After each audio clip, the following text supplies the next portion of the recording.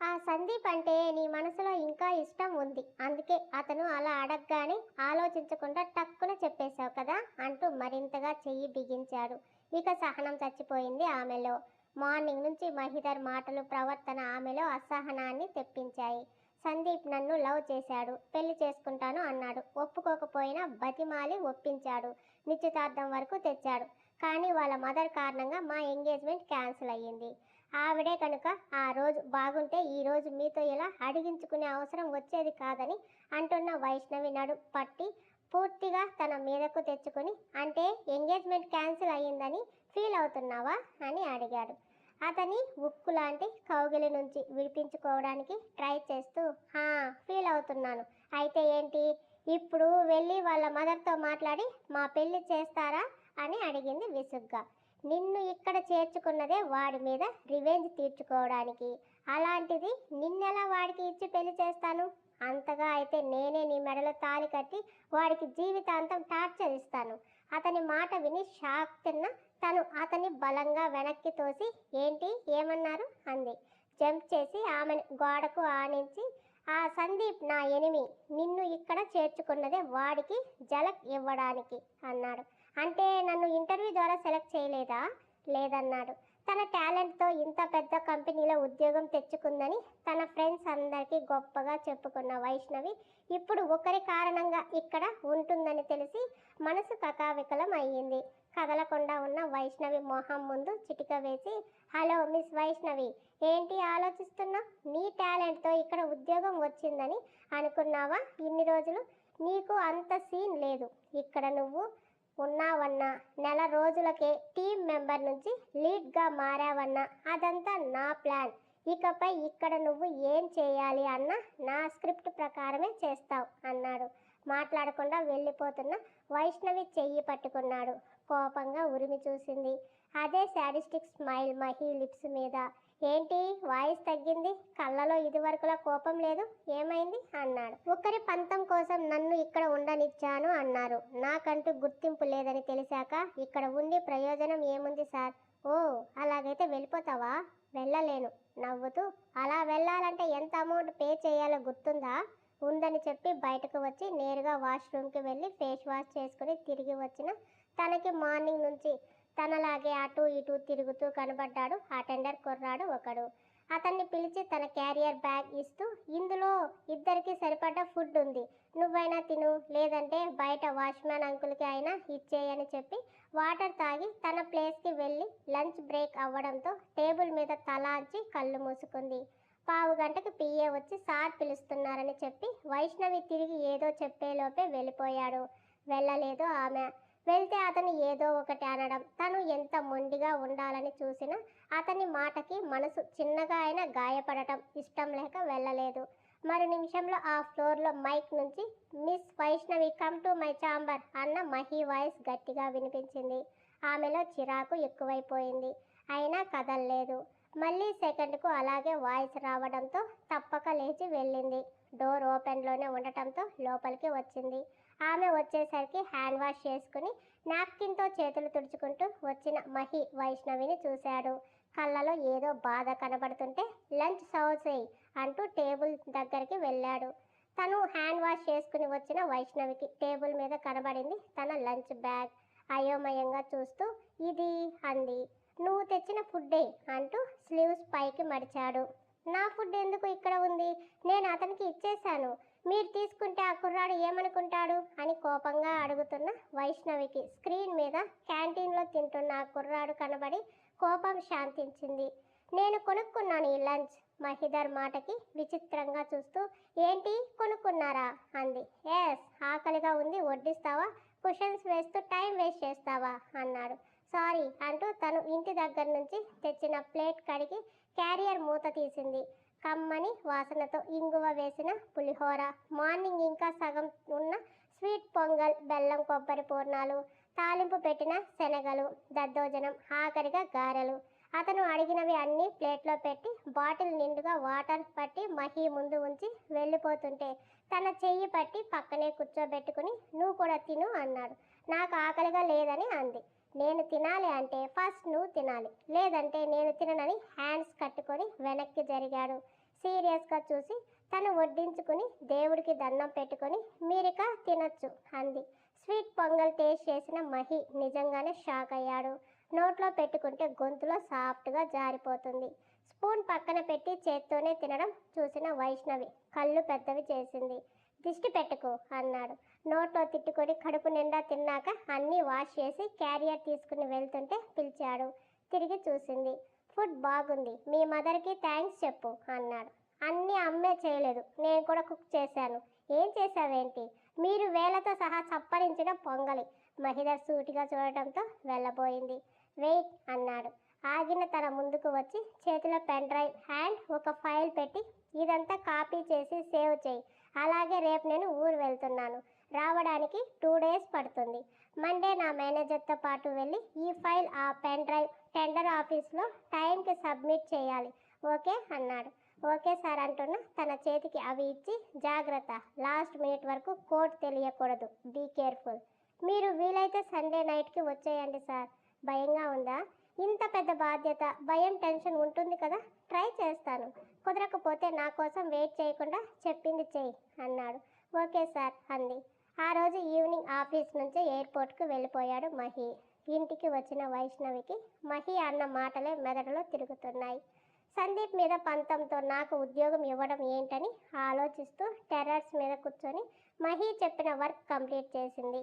తర్వాత Saturday Sunday అవ్వడంతో పిచ్చ బోర్గా ఫీల్ అయ్యింది తను. ఎప్పుడు ఇలా అనిపించలేదు. మహితో మాట్లాడి 2 రోజులు అవుతుంది. అందువల్లేనా అనుకుంటే ఏమో తెలీదు. కాదు అనుకుంటూ తన మనసుకి సర్ది చెప్పుకుంది.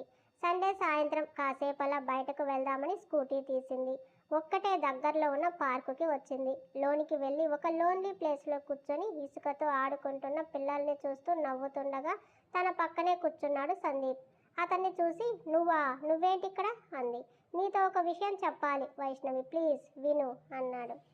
లేచి వెళ్ళిపోతున్న తన చెయ్యి పట్టుకొని జస్ట్ 5 minutes అన్నాడు. అందరూ తమనే చూస్తూ ఉండటంతో తప్పక ఒప్పుకుని ఏంటి అంది.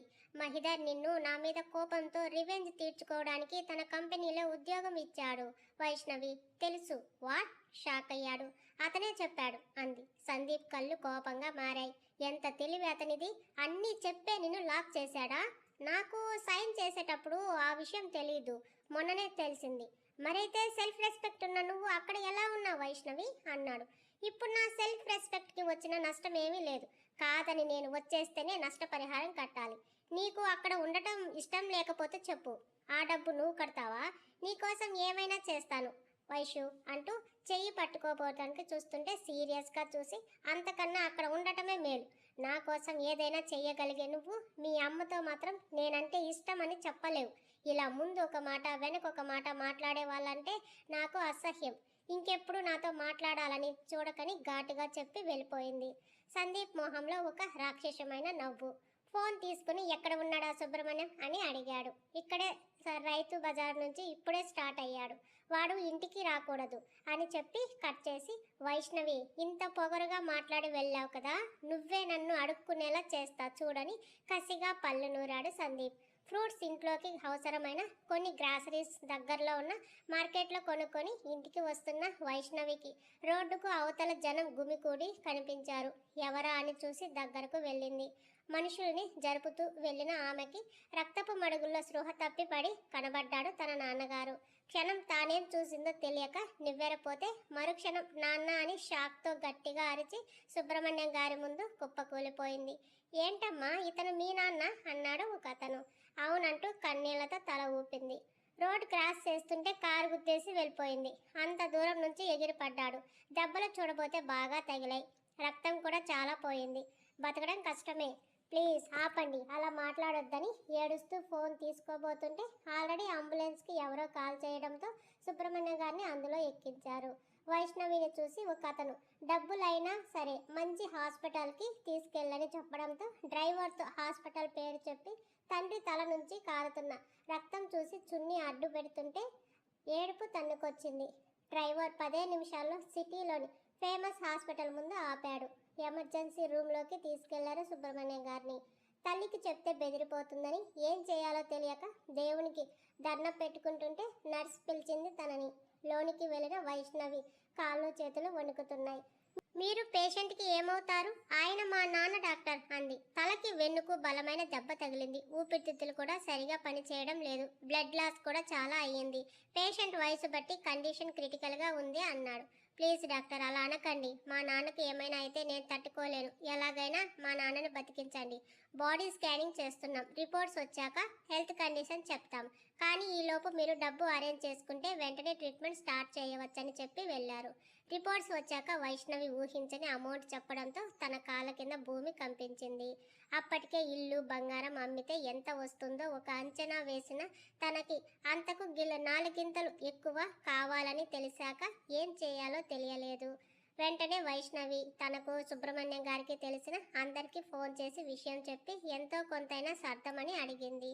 ఒకరిద్దరు తమ వంతుగా కొంత ఇస్తామని చెప్పినా చాలదని తన ఇంటికి వెళ్ళి పేపర్స్ కోసం చూస్తుంటే, ఏంటే ఒట్టి చేతులతో వచ్చావు, సరుకులు ఏమంటూ వచ్చిన ప్రసన్న గారు కూతురు మొహం చూడంగానే ఏమైంది వైషు, ఏం వెతుకుతున్నావని అడిగి తన డ్రెస్ మీద ఉన్న రక్తపు మరకలను చూసి ఈ రక్తం ఏంటే అంది కంగారుగా. వైష్ణవి కళ్ళు తుడుచుకుని గట్టిగా ఊపిరి తీసుకుని అమ్మ నాన్నకు యాక్సిడెంట్ అయ్యింది, హాస్పిటల్లో ఉన్నారని చెప్తుండగానే ప్రసన్న గారు కళ్ళు తిరిగి పడిపోయింది. ప్లే గ్రౌండ్ నుంచి అప్పుడే వచ్చిన తన చెల్లి ఆ మాటలు విని వెళ్ళింది. అక్క ఏంటి నువ్వు చెప్పేది, యాక్సిడెంట్ నా అంది భయంగా కన్నీళ్లతో. అవును, నాన్నకి ట్రీట్మెంట్ స్టార్ట్ చేయాలంటే డబ్బులు కావాలి. తెలిసినా అందరినీ అడిగినా అంతా దొరకలేదు. అందుకే ఇంటి కాగితాలు బంగారం మార్వాడి దగ్గర తాకట్టు పెట్టి తెద్దాం అనుకుంటున్నాను అని చెప్పింది. ప్రసన్న గారికి నీళ్లు తాగించి లేపి హాస్పిటల్కి పంపి తను సేట్ దగ్గరకు వెళ్ళింది. అన్నిటికీ జమ కట్టిన ఇంకా డబ్బులు సగం కూడా కుదరలేదని తెలిసి ఆ సేట్ని అప్పుగా మిగిలిన డబ్బు ఇవ్వమని నోట్ రాసిస్తానని అడిగింది. ఇల్లు బంగారం ఆల్రెడీ తాకట్టు పెట్టేశావు, ఇంకా అంత డబ్బు ఇస్తే ఎలా తీరుస్తావు అంటూ అతను ఇవ్వలేదు. ఎంతో బతిమాలినా ఒప్పుకోకపోవడంతో కాళ్ళు ఈడ్చుకుంటూ ముందు ఆ డబ్బు కట్టి ట్రీట్మెంట్ స్టార్ట్ చేయమని అడగడానికి వెళ్ళిన తనకి హాస్పిటల్లో కనబడ్డాడు సందీప్. అతన్ని చూసిన కోప్పడి విసిగించుకునే స్టేజ్లో లేని ఆమె రిసెప్షన్లో ఆ అమౌంట్ కట్టి వైద్యం చేయండి, మిగతా డబ్బు ఉదయంలోగా కడతానని డాక్టర్ని కూడా రిక్వెస్ట్ చేయడంతో ట్రీట్మెంట్ స్టార్ట్ చేశారు. అక్క మిగతా డబ్బు ఎలా తేవాలి అంది బాధగా తన చెల్లి. తెలీదు, కానీ ఎలాగైనా తెచ్చి నాన్నని బతికించుకోవాలి అంటున్న వైష్ణవి ముందుకు వచ్చి వైష్ణవి ఎలా జరిగింది అన్నాడు. తన చెల్లిని అమ్మ దగ్గరికి వెళ్ళని చెప్పి జరిగింది సందీప్కి చెప్పి ఆత్మాభిమానం పక్కన పెట్టి తండ్రి కోసం డబ్బులు అప్పుగా అడిగింది. ఎస్, ఈ టైం కోసమే కదా వెయిట్ చేస్తున్నానని అనుకుంటూ, అయ్యో వైష్ణవి, నువ్వు అడిగితే నా ప్రాణమే ఇస్తాను, అలాంటిది ఈ డబ్బు ఒక లెక్క, కానీ మనీ మ్యాటర్ మొత్తం అమ్మ టేక్ ఓవర్ చేస్తుంది. తనని ఒక మాట అడిగితే ఎంత కావాలన్నా ఇస్తుంది.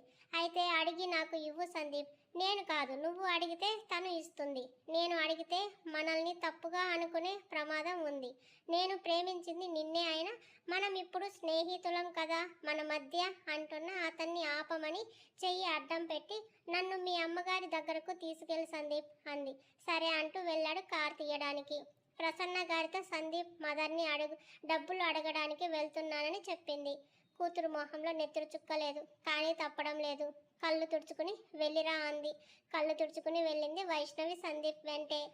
సందీప్ ఇంట్లో హాల్లో కూర్చుని కాళ్లకు ఉన్న బంగారు పట్టీలు ఊపుతూ సోఫా వెనక్కి వాలిన సందీప్ మదర్ ఎదురుగా నిలబడి ఉన్న వైష్ణవిని చూస్తూ వెటకారంగా నవ్వుతూ, డబ్బులు అవసరమయ్యేసరికి నా కొడుకు కనిపించాడా వైష్ణవి?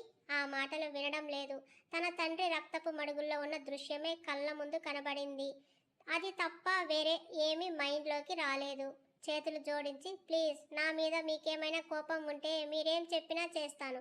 ముందు మా నాన్నను కాపాడుకోవాలి, దయచేసి సహాయం చేయండి అంది.